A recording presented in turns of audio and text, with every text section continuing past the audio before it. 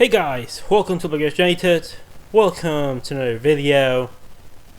And Barcelona 1, Osasuna 2. We lost the Liga officially, mathematically. It's done. But let's be honest, we all knew that this was coming. I wasn't coming to this game hoping that we were gonna win La Liga. Real Madrid did their job and won their own game against Villarreal. I saw the penalty decision. I'm not gonna get into that. It's not, like I said. It's Barcelona doesn't win or lose the title because of VAR. We don't need, like, it can be annoying at some points, but we need to look at ourselves. Look at what we've been doing with our football. And it's not only, I don't think I'm that particularly mad about this game, although I am a bit just disgusted with what I saw today, especially in the first 45 minutes. It's not only about this game, the first 45 minutes of this game today pretty much sums up what these past 2 years have been at Barcelona. Like I grew watching Barcelona from a very successful point. Like, I watched Guardiola win trophies. I've rewatched the eras of Rijkaard and him winning these trophies with Barcelona. I obviously experienced firsthand the Luis Enrique era. Even the first year of Valverde was pretty good, and I excuse him from that loss against Roma. That was pretty much the players. But I just don't know. I how could have you gotten it so wrong? How could this board got it so wrong? You were left the best team of all time at their peak, and you just had to, let the people that were in charge of this boring way of doing things, let them do what they were doing already. They knew what they were doing, and instead of that, within 2 years of the new board getting elected, Guardiola out of here, Chiqui out of here. Like, seriously, there's no La Masia. We don't count on our youngsters. We don't count on our philosophy of doing things. It's just, let's sign a Brazilian here, let's sign a Brazilian there. You had the option of signing Pau Torres a couple years ago. You don't do it. You let Pjanic switch with Artur, 30 years for 23 years. Fine, that's brilliant. Like, Messi doesn't want to renew his contract. You renewing constantly players like 30-year plus like Jordi Alba, Rakitic, Suarez. Like, really? Are you kidding me? Like, what have we begun to be? Anyways, let's talk briefly about the game, and then let's start with lineups. Barcelona up to go with Marc Andre ter Stegen net, Nelson Semedo at right back, Piqué, Lenglet, Firpo in defense. Midfield of Ivan Rakitic, Sergio Roberto, and Riqui Puig. Round up we had Ansu Fati, Martin Braithwaite, and Lionel Messi. While Osasuna up to go with Herrera in net, Nacho Vidal, Aridane Hernandez, Raúl Navas, David Garcia, and Pervis Estupiñán in defense.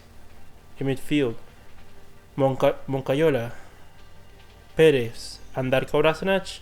And up top they had Adrian Lopez and Jose Arnaiz. And alright, I don't really want to talk about this game, but I mean, this is called a match review, so I guess to a point I have to talk about the game. First 45 minutes, I know that Setien is gonna get the blame on this one. I know that there's gonna be people attacking Setien, saying like, why didn't you start Vidal? Why didn't you start Suarez? Why did you start Jordi Alba? Like, why does your team play like crap? Well, at least for the first 45 minutes, I can tell you why. We played like absolute dog shit. Because we had our own captain being the leader of us falling asleep. Lionel Messi today was the leader of players falling asleep on the field. And I'm sorry. This is not gonna be me heavily criticizing Messi for how he played today overall. Today in the second half he improved, but the first half was absolutely dreadful. One thing is that you miss whatever you're attempting to do, but the thing that is inexcusable is not moving, not attempting to doing things. I can forgive you if you miss something technically. I can miss if you miss a control, if you miss a shot, a pass. I can miss that. But you're attempting things. You're giving it your all. But today, those players weren't giving their all. Today, players like Messi, Piqué, Rakitic, Braithwaite, Firpo, they were the leaders of us falling asleep. Even I think we all saw if you don't see it, probably type Barcelona Osasuna on Twitter and you probably see the image. Artur was falling asleep on the bench. And honestly, I couldn't blame him. Because today, this was absolutely horrible. Like, they were just slow, no one running, they're all just jogging. Like, no one running, no one moving. Thank you, Ansu Fati, Ricky Puig, Sergi Roberto, Lenglet, and Semedo. And of course, Ter Stegen, but, nothing he could do there with a chance. Those players, regardless of them being more... I guess blaming Firpo for that much is... He didn't have a great game, but it's not because he didn't like to attempt things, just that it wasn't his game. But thank you to the players that were moving, that were attempting to doing things. Whether you take a shot and it goes out of the Camp Nou, I'd rather much you do that than you do nothing. That was first 45 minutes. We can see the goal. Semedo has 1-on-2 situation. There's no way that he was getting out of there alive. It's not his fault. Where's the cover there? I have no idea. And that's what happened. Peris Tupinian passed from Adrian into space, puts the ball into center, and then Jose Arnaiz scores, and it's 1-0 to Osasuna. That was the start of Osasuna dominating us for the first half. And I want to emphasize this. They were dominating us pretty much the whole first half at the Camp Nou. Like, no team should be ever doing that. Nevertheless, Osasuna. Like, the lack of attitude and the lack of intensity and concentration. Without that, you can't win games. There is no tactical approach that you can make that's going to work if you're lacking intensity and concentration. Those are the basis of any tactical approach to work. Without intensity and without concentration, you're not going to beat Napoli. You cannot beat Osasuna. And you cannot beat a team in Segunda División. Because those are the fundamental basis for a successful football club. And we have none of it right now. And I know that the motivation to play out there with La Liga pretty much done, I know that it wasn't great. But those players should be thinking of, hey, let's use these 2 games, are not much, to kind of prepare ourselves for the Champions League, to mentalize ourselves for the Champions League. Because with this that I saw today, we're going to get absolutely hammered here by Napoli. Like, if instead of Arnaiz and Adrian, we're having Mertens, Milik, and Insigne running at us, they're going to absolutely destroy us. And that is the thing that's inexcusable. The first half was much of an improvement. The players kind of activated themselves. Not that we played amazingly, but they activated themselves. They gave a damn for a change. And it was an improvement. We saw the young coming in. We saw Busquets, Luis Suarez, who I want to say, Luis Suarez came out well from the bench. Surprisingly, like, he physically looked better. It's weird with Luis Suarez. Some games he looks better. Some games he looks worse physically. I want to say that the second goal, I'm going to say right now, like, the second goal is the embodiment of what I'm saying right now. Busquets, if he was a player that was focused on the game, that knew what was going on in this game, never heads that ball in the path that he did. He heads it back. He doesn't never head it forward, or he heads it to the side. Instead, he decides to head it back, and we're in a 5-on-2 situation. Osasuna an advantage. Like, that is schoolboy mistake. Like, if a Barcelona B player does that, and I'm the coach, I reprimand him for that. I criticize him for it.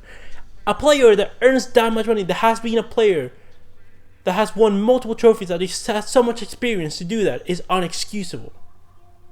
You only do that if you are not concentrated and you're not focused on what's going on in the game. Like, Osasuna is not an easy team to beat. They are a difficult side to beat. They give trouble. They give you a run for your money pretty much the whole season. And dropping points might be okay, but at least attempt it. Give it your all. And I don't want to, excuse on the players all, because it's not all their fault. It's not actually majorly their fault. Their fault comes from the people at the top, from the board. And the board was picked by the partners, by the associates, that decided to back this board. That instead of continuing with Laporta, continuing with the person that was going to succeed Laporta, instead you decided to go for Rosell, and after that you decided to go for Bartomeu. What a brilliant decision. Like I said, we had the best legacy. We had Messi at his prime. We had Xavi at his prime, Iniesta, Busquets, Dani Alves, Puyol. At that time we had Piqué as well. We had pretty much everyone at their prime. And you just had to continue that. You had Chiqui, you had Guardiola, you had everything. You had an amazing team, and you just had to give that project continuity. And you couldn't even do that. You destroyed La Masia. You, instead of signing players that were appropriate for the team, you start signing Brazilian here, Brazilian there. Let's sign these youngsters over here to cover our mistakes. Let's sign one summer Coutinho Dembele. Don't have a plan for those players that are fantastic players, but you didn't have a plan for them, obviously. Then you sign Griezmann, then you sign Semedo, but you don't like Semedo, so you're gonna sign Emerson and then Wagué, but you don't actually want any of them, and you want to sell them, and you also want to sell Semedo, but then you want to renew him. Like, Piqué plays forever. Dodibo, you want to sell him for 25 million. You let Eddie Garcia go. Ricky Puig should have been in the team from 2018, and he's only just appeared just because of Setien's courage on 2020. Like, how badly do you need to do, like?